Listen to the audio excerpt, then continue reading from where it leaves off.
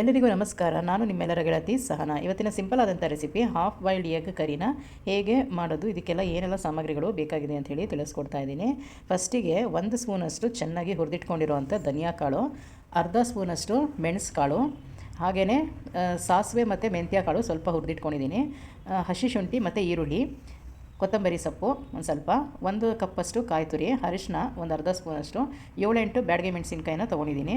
ಸ್ವಲ್ಪ ಖಾರವಾಗೇ ಮಾಡ್ಕೊಳ್ತಾ ಇದ್ದೀನಿ. ಇದನ್ನು ಮೆಂತ್ಯ ಕಾಳು ಜಾಸ್ತಿ ಹಾಕ್ಕೊಳಕ್ಕೆ ಹೋಗ್ಬಿಡಿ, ಒಂದು 8-10 ಕಾಳು ಹಾಕ್ಕೊಂಡ್ರೆ ಸಾಕಾಗುತ್ತೆ. ಇವಾಗ ಎಲ್ಲವನ್ನು ಚೆನ್ನಾಗಿ ಮಿಕ್ಸಿನಲ್ಲಿ ನೈಸಾಗಿ ರುಬ್ಕೊಳ್ಬೇಕು. ಇದಿವಾಗ ಒಗ್ಗರಣೆಗೆ ಹಸಿ ಶುಂಠಿ, ಹಸಿಮೆಣಸಿನ್ಕಾಯಿ ಮತ್ತು ಈರುಳ್ಳಿ ಸ್ವಲ್ಪ ಒಂದು ದೊಡ್ಡ ಸೈಜ್ದೆ ಕಟ್ ಮಾಡಿ ಇಟ್ಕೊಂಡಿದ್ದೀನಿ. ಒಂದು 7 ಮೊಟ್ಟೆನ ನಾಟಿ ಮೊಟ್ಟೆ ತೊಗೊಂಡಿದ್ದೀನಿ. ನಾಟಿ ಮೊಟ್ಟೆ ಹಾಕ್ಕೊಂಡು ಎಗ್ ಮಸಾಲಾನ ಮಾಡ್ಕೊಳ್ತಾ ಇದ್ದೀನಿ. ಫಸ್ಟಿಗೆ ಒಂದು 3 ಮೊಟ್ಟೆನ ಬೇಯಿಸ್ಕೊಳ್ಳೋಕ್ಕೆ ಇಡ್ತಾಯಿದ್ದೀನಿ. ನಮ್ಮ ಮನೆಯಲ್ಲಿ ಸ್ವಲ್ಪ ಜನ ಇದ್ದಾರೆ, ಹಾಗಾಗಿ ನಾನು ಇಷ್ಟೇ ಮೊಟ್ಟೆನಲ್ಲೇ ಮಾಡ್ಕೊಳ್ತಾ ಇದ್ದೀನಿ. ನೋಡಿ, ಎಲ್ಲವನ್ನು ಚೆನ್ನಾಗಿ ರುಬ್ಬಕ್ಕೆ ಹಾಕ್ಕೊಂಡ್ಬಿಡಿ. ಮೀಡಿಯಮ್ ತರಿಯಾಗಿದ್ದರೆ ಸಾಕು, ಒಂದು 80% ನೈಸ್ ಮಾಡ್ಕೊಳ್ಳಿ, ಸಾಕಾಗುತ್ತೆ. ಇವಾಗ ಹುಣಸೆ ಹಣ್ಣು ಕೂಡ ಹಾಕ್ಕೊಂಡೆ, ಒಂದು ಚಿಕ್ಕ ಲಿಂಬೆಹಣ್ಣು ಗಾತ್ರದಷ್ಟು. ಈಗ ಚೆನ್ನಾಗಿ ನೈಸ್ ಆದ ನಂತರ ನಾನು ಸ್ವಲ್ಪ ನೈಸಾಗಿ ಮಾಡ್ಕೊಳ್ತಾ ಇದ್ದೀನಿ. ಇವಾಗ ಒಂದು ಸ್ವಲ್ಪ ಈರುಳ್ಳಿ ಇಟ್ಕೊಂಡಿದ್ನಲ್ಲ, ಅದನ್ನು ಹಾಕ್ಕೊಂಡು ಮತ್ತೆ ರುಬ್ಕೊಳ್ಬೇಕು ನೈಸಾಗಿ. ಇವಾಗ ಚೆನ್ನಾಗಿ ಮಸಾಲೆ ಆಗುತ್ತೆ.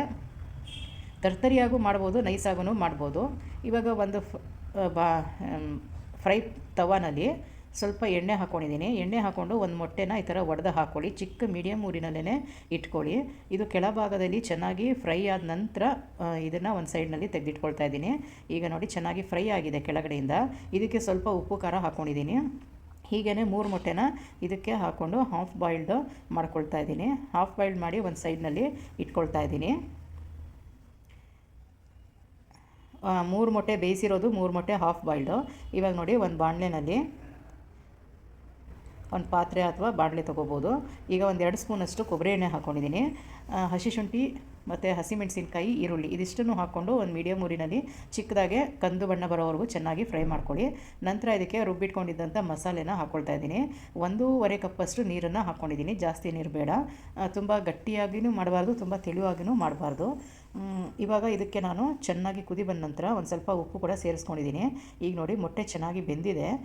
ಮೊಟ್ಟೆ ಸಿಪ್ಪೆ ಎಲ್ಲ ತೆಗೆದು ಒಂದು ಸೈಡ್ಗೆ ಇಟ್ಕೊಳ್ತಾ ಇದ್ದೀನಿ. ಇದರಲ್ಲಿ 1 ಮೊಟ್ಟೆ ಮಾತ್ರ ನಾನು ಹಾಗೆ ಹೊಡೆದು ಹಾಕಿದ್ದೀನಿ. ಈಗ ಒಂದು ಸ್ವಲ್ಪ ಈ ಥರ ಈ ಕಡೆ ಕೈ ಆಡಿಸ್ಕೊಳ್ಳಿ.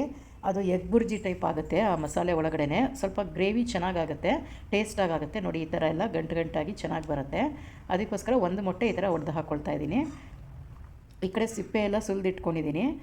ನೋಡಿ, ಇವಾಗ ಫಸ್ಟಿಗೆ ಎಗ್ ಹಾಫ್ ಬಾಯ್ಲ್ಡ್ ಎಗ್ ಮಾಡ್ಕೊಂಡಿದ್ನಲ್ಲ, ಅದನ್ನು ನಾನು ಇದರೊಳಗಡೆ ಡಿಪ್ ಮಾಡಿದ್ದೀನಿ, ಮಸಾಲೆ ಒಳಗಡೆ ಹಾಕಿಟ್ಟಿದ್ದೀನಿ.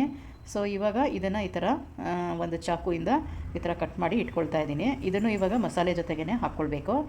ನೋಡಿ, ಈಗ ಹಾಫ್ ಬಾಯ್ಲ್ಡಲ್ಲಿ ನಾನು ಮೇಲ್ ಸೈಡು ಫ್ರೈ ಮಾಡಿರಲಿಲ್ವಲ್ಲ, ಸೊ ಮಸಾಲೆ ಒಳಗಡೆ ಹಾಕಿದ್ರಿಂದ ಅದು ಚೆನ್ನಾಗಿ ಫ್ರೈ ಆಗಿ ಬರುತ್ತೆ. ನೋಡಿ, ಚೆನ್ನಾಗಿ ಬೆಂದ್ಕೊಂಡು ಬರುತ್ತೆ. ಈಗ ನೋಡಿ, ಇವಾಗ ಕಟ್ ಮಾಡಿ ಇಟ್ಕೊಂಡಿದ್ದಂಥ ಮೊಟ್ಟೆ ಕೂಡ ಇದರಲ್ಲೇ ಹಾಕ್ಕೊಂಡಿದ್ದೀನಿ. ನೋಡಿದ್ರಲ್ಲ, ಸಿಂಪಲ್ ಆದಂಥ ರೆಸಿಪಿ. ನಿಮಗೆ ಈ ವಿಡಿಯೋ ಇಷ್ಟವಾದರೆ ಲೈಕ್, ಶೇರ್, ಕಮೆಂಟ್ ಮತ್ತು ಸಬ್ಸ್ಕ್ರೈಬ್ ಮಾಡೋದನ್ನು ಮರಿಬೇಡಿ ಗೆಳತಿಯರೇ. ಇದಿಷ್ಟು ಆದ ನಂತರ ನಾನು ಬಾಣಲೆಯಿಂದ ತೆಕ್ಕೊಂಡು ಒಂದು ಪಾತ್ರೆಗೆ ಟ್ರಾನ್ಸ್ಫರ್ ಮಾಡ್ಕೊಂಡಿದ್ದೀನಿ. ನೋಡಿ, ಕಬ್ಬಿಣದ ಬಾಣಲೆ ಆಗಿರೋದ್ರಿಂದ ನಾನು ಇಮಿಡಿಯೇಟು ಬೇರೆ ಪಾತ್ರೆಗೆ ಹಾಕ್ಕೊಳ್ತೀನಿ. ಇವಾಗ ಬಿಸಿ ಬಿಸಿ ಅನ್ನದ ಜೊತೆ ಸ್ವಲ್ಪ ಸೌತೆಕಾಯಿ, ಉಪ್ಪಿನಕಾಯಿ, ಹಾಗೆಯೇ ಎಗ್ ಮಸಾಲ, ಇದು ಕಾಂಬಿನೇಷನ್ ಮಾಡಿಕೊಂಡು ಊಟ ಮಾಡ್ತಾಯಿದ್ದೀನಿ. ತುಂಬಾ ರುಚಿಕರವಾದ ಅಡುಗೆ. Thank you so much. ನೀವು ಕೂಡ ಒಂದು ಸಲ ಟ್ರೈ ಮಾಡಿ. Thank you so much for watching my cooking videos. Thank you.